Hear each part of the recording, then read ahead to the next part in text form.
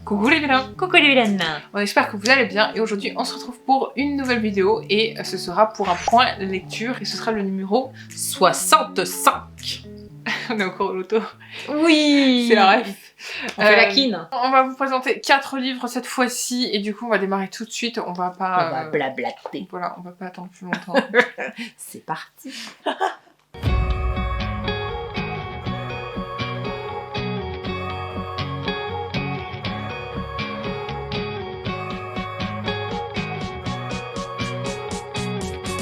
Donc pour mon premier, ce sera À l'ombre de la capitale de Mireille Pluchart aux éditions Presse de la Cité.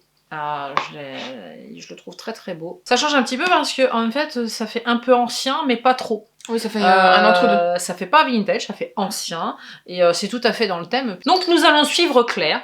Claire qui est orpheline et qui est élevée donc par ses grands-parents aussi bien maternels et paternels. Donc les maternels, eux, tiennent une boulangerie dans un autre village à côté du moulin, qui est tenu donc, celui-ci par ses grands-parents paternels, où elle est essentiellement élevée d'ailleurs, puisque c'est un terrain de jeu voilà, qui est vachement bien pour l'époque, pour élever les enfants, et puis elle se plaît bien aussi au moulin avec ses grands-parents, donc avec sa grand-mère Marie-Paul, qui prend bien soin d'elle et qui est très douce avec elle, vu que bon, voilà, ayant perdu ses parents, elle a quand même cette chance d'avoir des grands-parents exceptionnels, qui la comprennent, qui font en sorte qu'elle soit heureuse, dans un petit cocon, etc., etc. Donc ça, c'est le plus gros de l'histoire du début, et il va se passer, c'est que ses grands-parents paternels qui tiennent donc le moulin à huile ont des concurrents d'un autre moulin, je crois que c'est le moulin d'Orviel, qui est tenu par des gens très sympathiques aussi, mais bon, ça fait un petit peu concurrence, mais c'est pas bien méchant, hein, attention, tout est cordial entre eux. Si ce n'est qu'un jour, le fils à marier de ce moulin va donc épouser, je vais un petit peu vite dans l'histoire pour que vous compreniez un petit peu là où je vais aller, va donc épouser une jeune femme, et cette jeune femme n'est ni plus ni moins que la personne qui à l'époque aidait l'autre moulin, là où vit donc Claire, et pour se venger, parce que si vous voulez, elle était amoureuse du fils justement donc le papa de Claire à l'époque, mais son papa en a décidé autrement, si vous voulez, il était attiré par cette femme, mais il n'a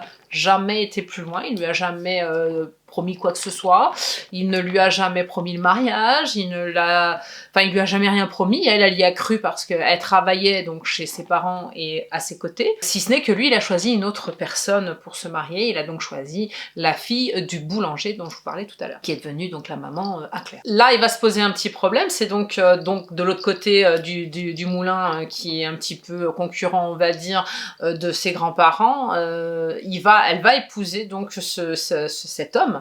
Et ce qui va se passer, c'est que ça va aller un petit peu vite dans l'enchaînement, c'est que elle va aller demander à Claire à l'époque, puisqu'elle s'est mariée, elle a eu un fils, alors elle s'est déjà entre guillemets un petit peu vengée parce que elle a réussi à séduire cet homme, et donc elle lui a fait un fils, et ce fils, elle va le proposer à Claire en mariage, pour en fait unifier les deux moulins.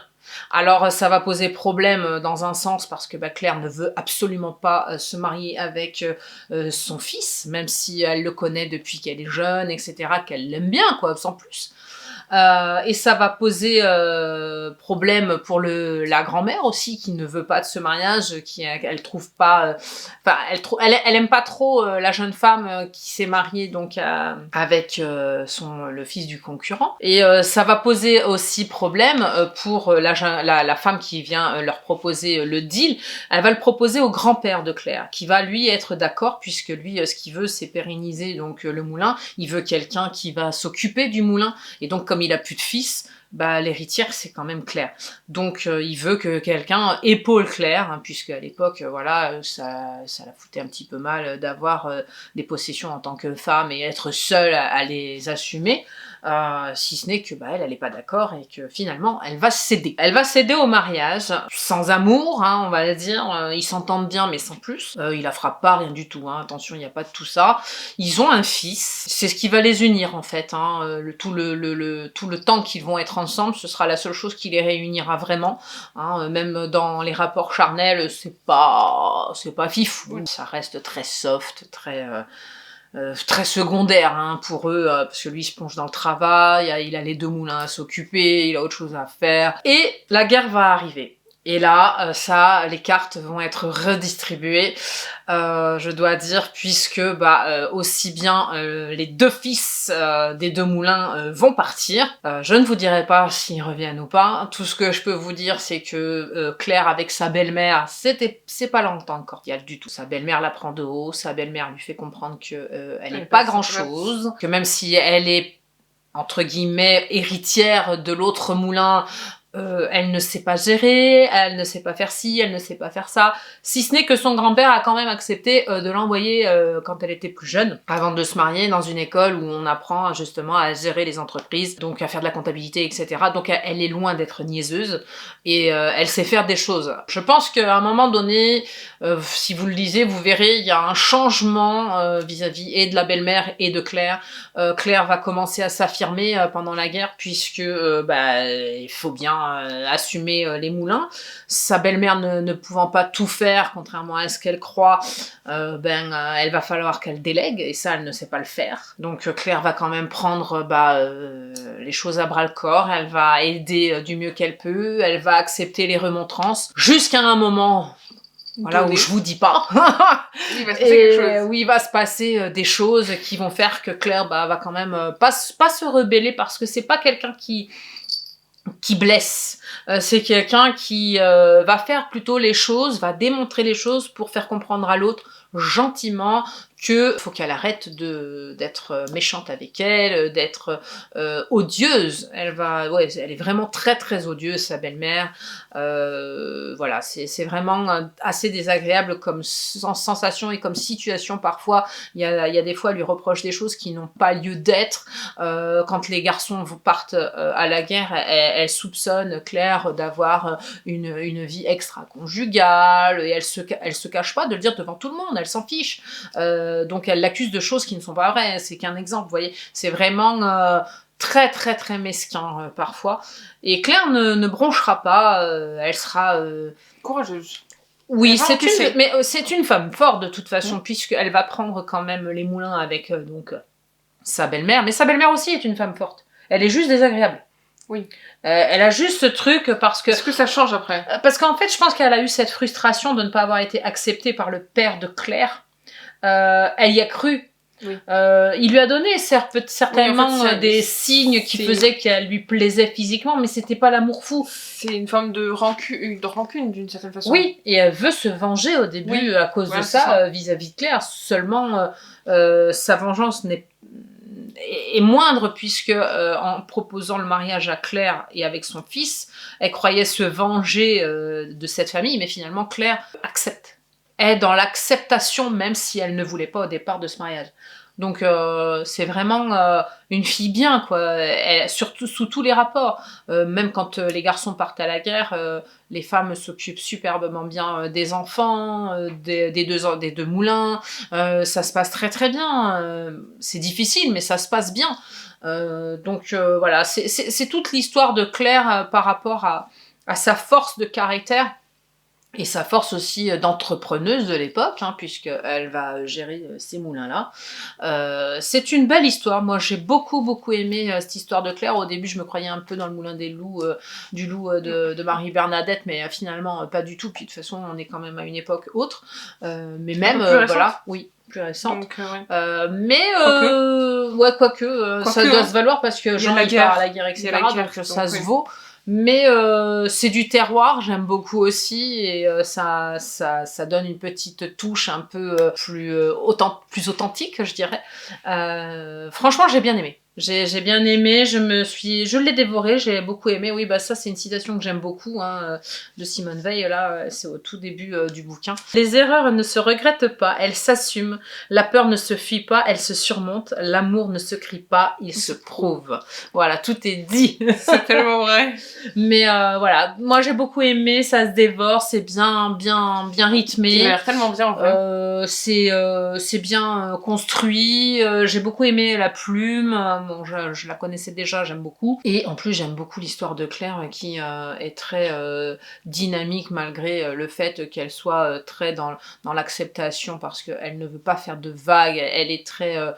elle est assez conventionnelle quand même dans ses décisions, mais finalement, c'est l'époque qui veut ça et elle déroge pas à certaines choses, faut pas faire trop de vagues, faut pas trop contrarier les gens. Elle n'aime pas ça, elle aime les gens même s'ils sont méchants et elle essaye de voir le bien en eux et ça, c'est peut-être le fin fond de l'histoire de cette femme. Une belle héroïne. Oui, c'est une belle héroïne, elle est jolie, elle est attirante, elle est attachante, elle est intrigante aussi parce que voilà, sous ces petits aspects de petite femme un petit peu douce et puis finalement voilà, on touche à rien, tout ça, elle arrive quand même à vivre sa vie vers la fin de ce récit et on est content pour elle en fait. On est très content pour elle, voilà.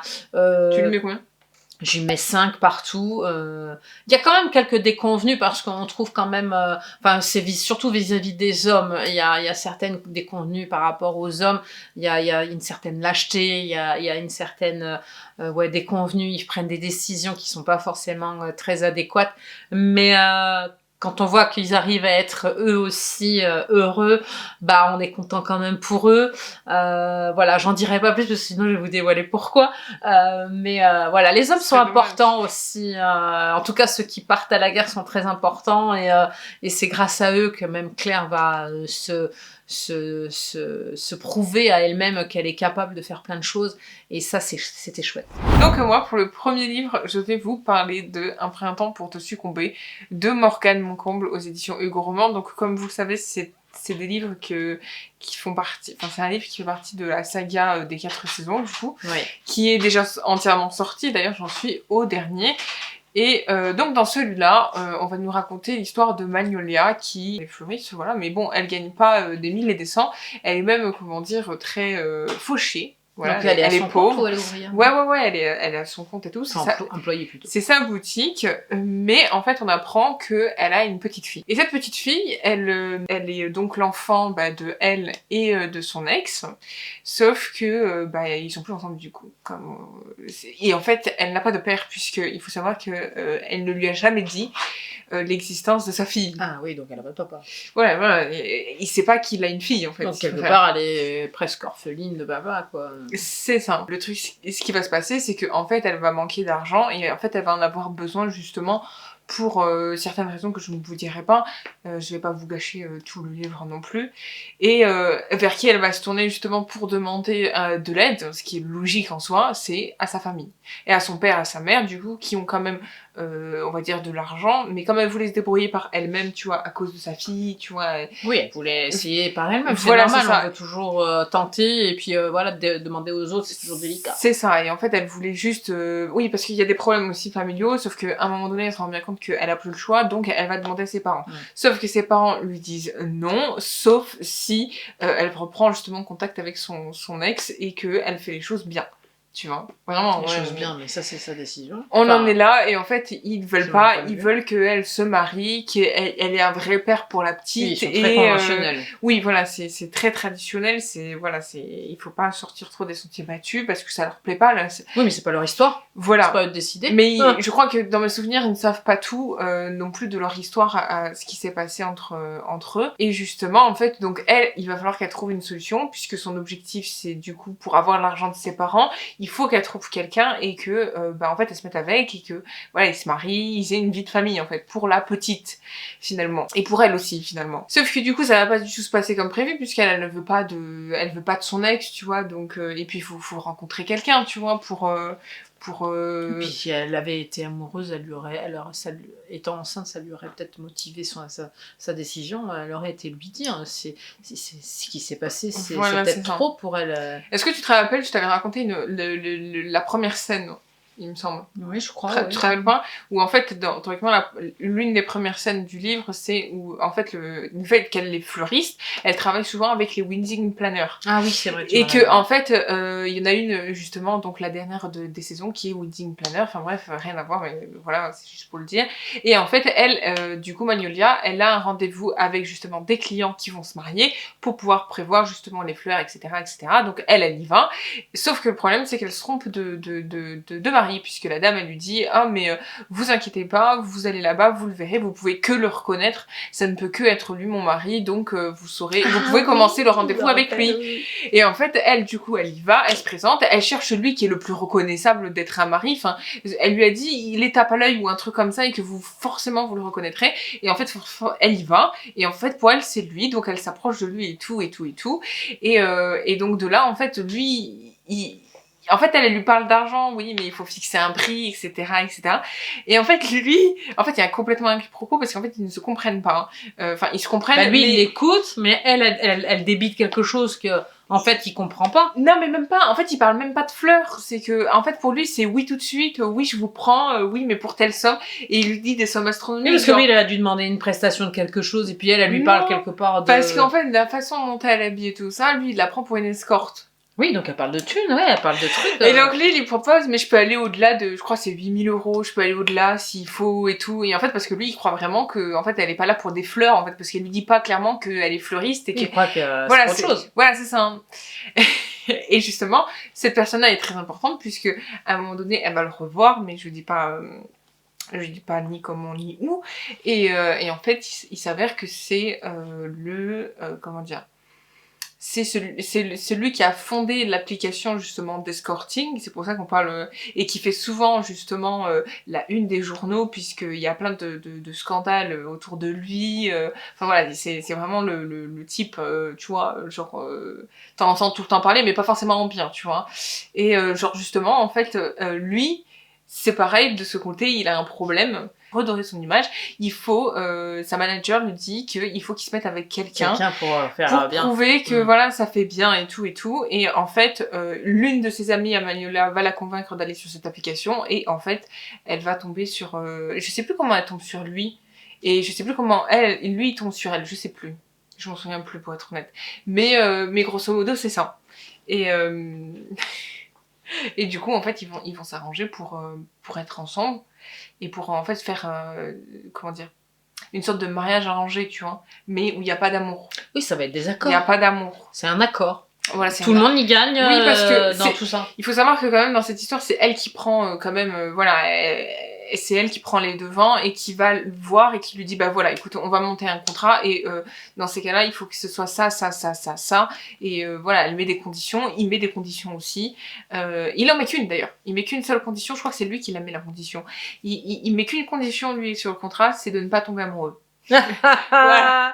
C'est bon pour vous. Difficile, ça se contrôle pas en plus. Et du coup, en fait, voilà, on a ce schéma où ça se déroule un peu, du coup, entre lui et ses activités, elle et justement aussi ses activités, sa fille notamment, puisque finalement, en fait, bah, lui, comme il est un petit peu connu et qu'il est riche, tout ça, avec son application, puisque de toute façon, il est sur les infos, machin truc, et ben en fait, il faut qu'ils aient une preuve, donc elle va habiter avec lui, donc sa fille aussi, sauf que il faut cacher sa fille pour pas que l'autre. Oui, mais il faut donner l'échange, il faut que ça fasse véridique, donc il faut quand même, voilà, il faut des preuves, mais quoi. ils vont jouer le jeu. Quitte à se faire prendre en photo dehors, impromptement. Mais sans la petite. Voilà, sans la petite, faut ils la veulent protéger. cacher la petite pour l'autre, en fait. Pour pas que l'autre le retrouve, parce que lui aussi, il revient dans sa vie à un moment donné, mais je dirais pas pourquoi. Et voilà, en fait, le truc, c'est que ils vont devoir cohabiter, ils vont devoir faire semblant, et ça, c'est dur à un moment donné, parce que, voilà, avec la petite et tout, il y a forcément... quand il y a pas d'amour. Il y a pas d'amour. Vous comprenez? Voilà. Nous n'en dirons pas plus. Mais il y a quand même, dans celui-là, ce que j'ai bien aimé, alors par rapport aux autres, parce que j'avoue que c'est celui qui m'a le plus, c'est celui que j'ai le plus aimé par rapport aux deux autres, c'est qu'il aborde des sujets un peu plus forts, je dirais. Par exemple, ce que peut subir une femme quand elle quitte un homme, et ce qu'il est capable de faire pour je sais pas comment dire, à part un gros mot, je sais pas comment dire, tu vois, genre pour l'embêter, hein, voilà, ils sont capables de faire beaucoup de choses, et lui en est capable, et voilà, tout se joue aussi sur ces tableaux-là, et puis aussi il y a l'histoire avec sa fille, du coup, parce que, en fait, bah, elle est jeune quand même, tu vois, elle a eu son enfant jeune, donc c'est aussi bien d'aborder aussi, toi d'avoir des histoires d'amour, mais qui se portent pas que sur des trucs où il n'y a pas d'enfant, il n'y a jamais eu rien avant, tu vois ce que je veux dire? Oui, ça fait un peu comme Jenny qui a une petite fille, voilà, là, dans le manoir oublié. C'est vrai que c'est plus compliqué quand il y a des enfants, les dons sont pas les mêmes. Parce que là, tu vois vraiment on n'attend pas les mêmes choses. Que ben voilà, elle aurait été pauvre, en grosso modo, voilà, en manque d'argent, mais sans enfant. Je pense pas qu'elle aurait fait tout ce qu'elle a fait dans le livre, justement. C'est sa fille qui la pousse dans le livre. On est obligé de faire des choses pour les enfants. Et c'est ça qui est bien dans ce livre, c'est que voilà, on comprend que voilà, elle est déterminée pour sa fille et que elle est même prête à mettre son ego de côté et même parfois beaucoup plus de choses pour que sa fille elle soit justement bien en fait. Et ça je trouve ça chouette, voilà. Bien sûr. Puis ouais, ça pousse hein, les enfants à faire des choses, on est obligé, on se doit de toute façon puisque nos enfants théoriquement naissent. Voilà, ils ont rien demandé à personne, donc ils doivent manquer de rien. Il faut savoir que quand elle a su qu'elle était enceinte de sa petite fille, elle n'a pas voulu s'en débarrasser. Voilà, elle a assumé jusqu'au bout. Et quitte à se mettre justement sa famille et tout à dos, et et ne jamais lui dire à lui, puisqu'elle l'a assumé totalement toute seule en fait. Voilà. Donc c'est quand même chouette. Bien sûr, tu y mets combien? Je lui mets 5. Parce que j'ai beaucoup aimé celui-là, il m'a tenu jusqu'au bout. C'était assez drôle. Il y avait des trucs très très très drôles. Donc voilà, si vous aimez bien tous ces thèmes-là, je vous le recommande. Moi, pour mon second et dernier, ce sera La promesse à Lucille d'Albert Duclos aux éditions de Boré. Donc je vous le mets ici. Donc là, nous allons suivre donc Lucille. Lucille qui va être donc infirmière pendant la Première Guerre mondiale, c'est important de le souligner, et qui va soigner des blessés, que ce soit français, que ce soit allemand, elle ne fait pas de distinction. Et c'est ainsi qu'elle va rencontrer Ludwig. Ludwig, qui est donc allemand, qui va devenir au fil du temps... alors, c'est un petit peu compliqué leur première... leur histoire d'amour, parce que, en fait, ça va se présenter de la sorte. C'est que Lucille, donc je l'ai dit, elle est infirmière, les docteurs soignent au fur et à mesure les blessés, etc. qui arrivent, mais voilà, dans ce roman-là, on soigne d'abord les Français. Donc les Allemands sont mis au rebut, ils sont triés suivant leurs blessures, la gravité de leurs blessures, et parfois ils ne sont pas soignés du tout. C'est le cas de Ludwig. On dit que, enfin, les docteurs disent à Lucille que c'est pas la peine d'insister, que il est voué à mourir, donc on va le mettre de côté. Sauf que je ne sais pas par quel enchantement, elle a un truc qui fait que déjà de par sa profession, elle se doit de soigner tout le monde, donc elle ne fait pas de distinction, et donc elle va se mettre à mettre à l'abri Ludwig dans sa propre tente, parce qu'ils sont dans des tentes à aménager, voilà, pour la Première Guerre mondiale. Ouais. C'est un peu difficile d'avoir des hôpitaux, les hôpitaux sont pleins, etc. Donc ils sont sous des tentes, et elle va le cacher sous sa tente jusqu'à temps qu'il soit guéri. Donc pendant la convalescence, ils font connaissance, hein, c'est le cas de le dire. Elle va prendre soin de lui. Elle va prendre soin de lui jusqu'à la fin de sa mission, donc à Lucille. Lucille qui, le jour où on va dire, bon bah voilà, la guerre est finie, il va falloir plier bagages, la tente, etc. Mais il y a Ludwig. Donc que faire de Ludwig? Ils se font donc une promesse, d'où le titre du roman, La promesse à Lucille. Et c'est vrai que Ludwig lui promet de revenir après la guerre. Mais vraiment, c'est-à-dire une fois qu'il aura reconquis son pays, et puis il pourra revenir en étant démobilisé et tout. Vous connaissez la longueur de la paperasserie de l'époque, ouais. Et même aujourd'hui, hein, si ça devait arriver, c'est beaucoup de tracasseries, et ça se fait pas en un clin d'œil comme ça, donc il faut déjà qu'il retourne dans son propre camp pour pouvoir être démobilisé et puis peut-être vivre une vie normale avec Lucille, ce qui n'est pas le cas. Donc ce qui va se passer, c'est que donc il fait la promesse à Lucille qui va revenir, puisqu'ils s'aiment éperdument, fortement. Je n'ai pas trop de qualificatifs tellement leur histoire est belle. Elle est juste et ça donne envie de voir que voilà, on peut être dans deux camps différents et s'apprécier surtout par des temps assez tourmentés. Donc il va retourner donc dans son pays, Ludwig, donc on va l'oublier un petit peu, on va nous parler à ce moment-là un peu plus de Lucille, qu'est-ce qu'elle va devenir pendant ce temps-là. Est-ce que tu dois le dire ce qu'elle va devenir? Oui, on peut en parler puisque c'est aussi ça qui va... Parce que ça, c'est que le début. C'est que le début et ce qui va être dynamique, c'est ce qui va suivre après. C'est que Lucille, en attendant, elle voit le temps passer et donc elle va se reconvertir à aider des femmes qui ont eu la tuberculose et qui se soignaient très très mal à l'époque, hein, vous le savez. Et donc elle va les aider, elle va les prendre en charge, elle va faire un peu... pas comme leur maman, mais elle va être un peu leur amie. Elle va essayer de les diriger, puisque bon, elle est quand même infirmière, donc déjà elle peut avoir un œil sur elle, etc. Et donc elle va aller à Valence avec ses femmes, donc j'abrège un petit peu, hein, à Valence, où elle va retrouver un capitaine qu'elle a soigné à l'époque de la Première Guerre mondiale, et qui va lui proposer donc un hôtel un peu désaffecté, un peu abandonné, où elle va pouvoir poser justement les pieds avec toutes ces femmes qu'elle a amenées avec elle, et dont elle prend soin, hein, parce qu'il faut leur trouver un travail, il faut leur trouver de quoi manger, etc. Il faut qu'elles soient acceptées par le village, etc. dans lequel elles ont atterri. Donc c'est assez compliqué, hein, vous comprenez, hein, c'est un peu comme la peste, hein, la tuberculose, tout ça, on n'en veut pas. Voilà, puis il y a quelques femmes qui font des petites choses pour gagner un peu d'argent.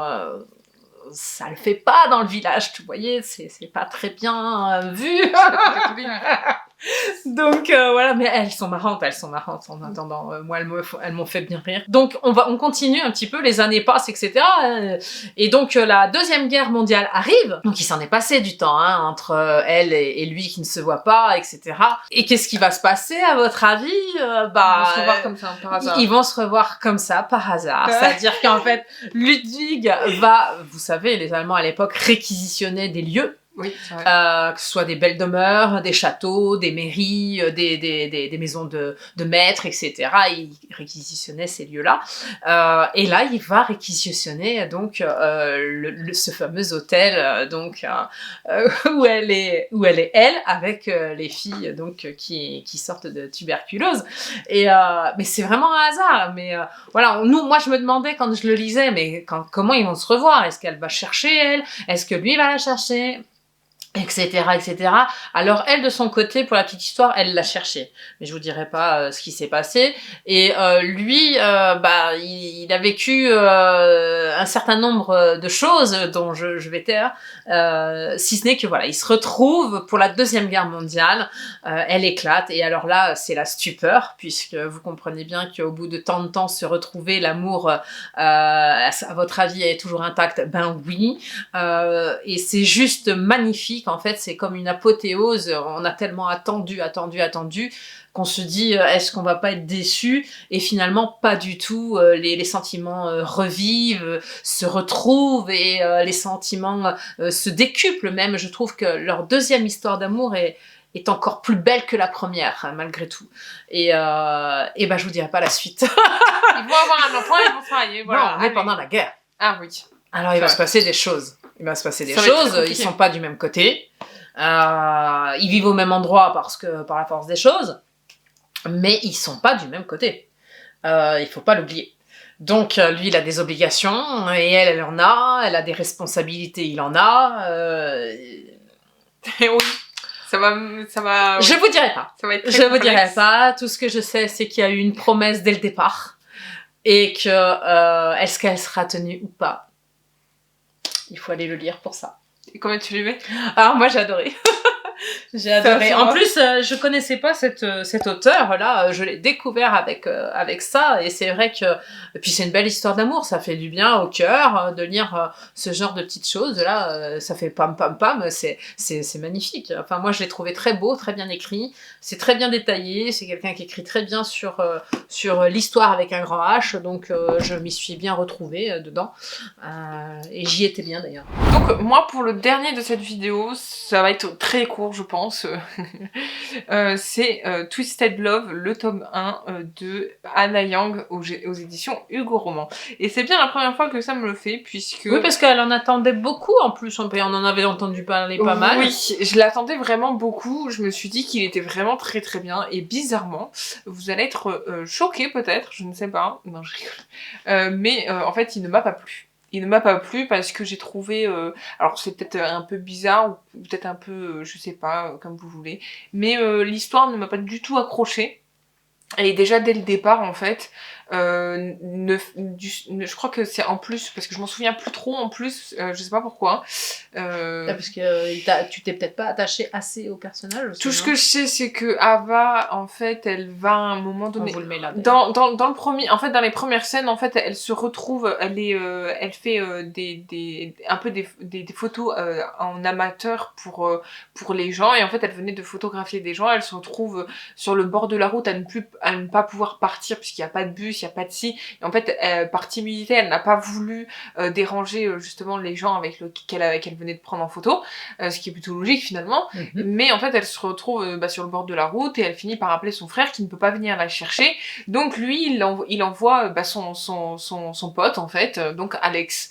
Sauf que entre Alex et elle, ça le fait pas. Voilà, c'est aussi simple que ça. Lui, c'est le bad boy de service, quoi, si vous préférez.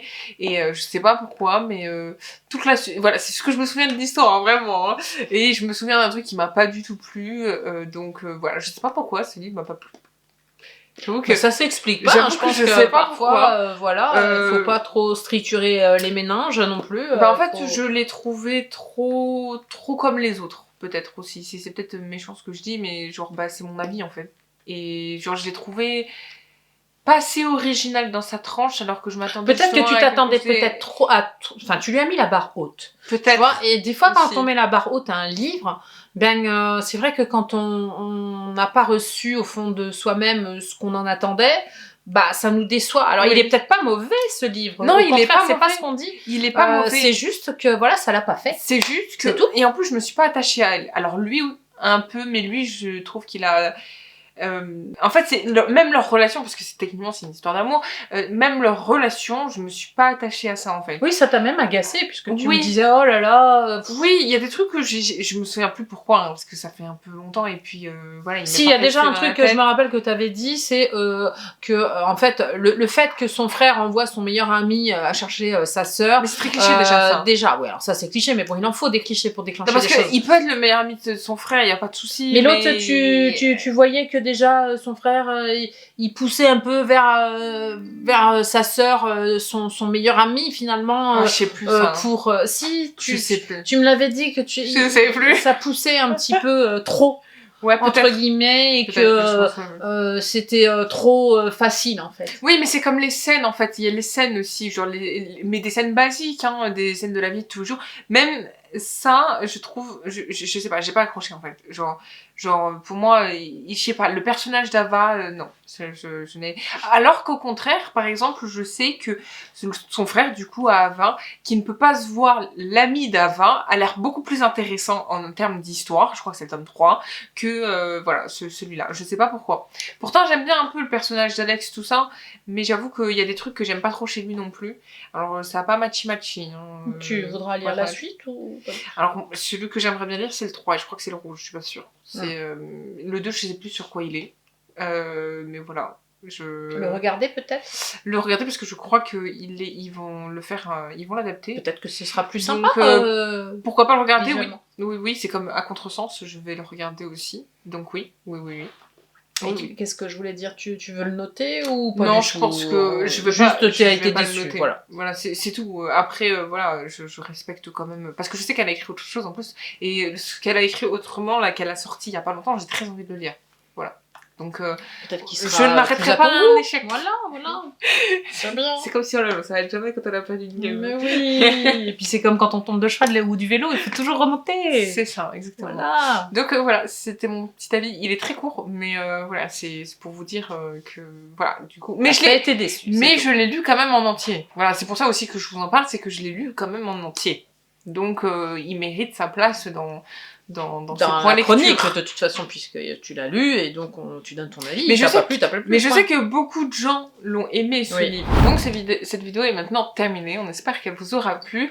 Vous aurez la liste des livres dans la barre d'infos si ça vous intéresse. Et aussi tous nos réseaux sociaux. On se retrouve la semaine prochaine pour une nouvelle vidéo. N'oubliez pas de Likez, commenter. partagez. Et surtout, abonnez-vous à notre chaîne Et la YouTube. cloche, regardez, je l'aimais beaucoup, la cloche. On se retrouve la semaine prochaine pour une nouvelle vidéo. On vous fait plein de bisous. Prenez soin de vous. Ah, ça va être notre truc fétiche, ça, pour faire la cloche. Oui, c'est bien. Bisous. Bisous, bye bye.